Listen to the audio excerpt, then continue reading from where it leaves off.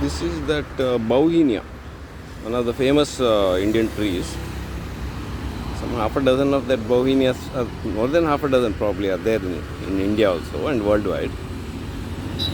And this one, it's called Kachnar in Sanskrit and Hindi. It's a important tonic herb for women, the bark and all.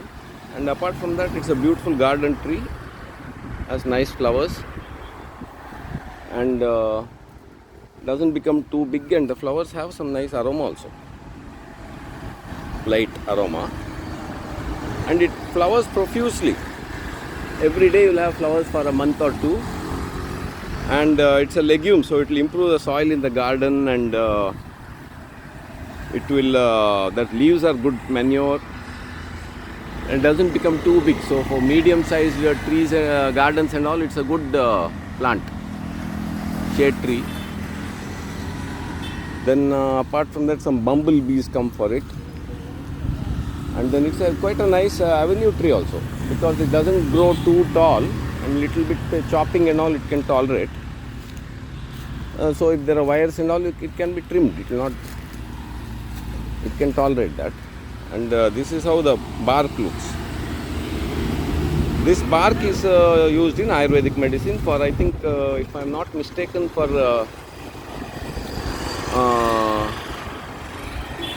tumors and tubers and all. This is a dendrophyllum orchid. So this Kachnar is a nice, quite shady also. It provides good, if you plant it on the western side of your compound, then you will get some shade. So it has all the good qualities: legume, hardy, not too big, nice flowers, herb, and long flowering period, so on and so forth. So it's a great tree for biodiversity gardens, native plants gardens, butterfly gardens, and as avenue trees, park trees, and in medium sized gardens you can fit it in the farm border. You can have a couple of them. So all in all, a wonderful tree.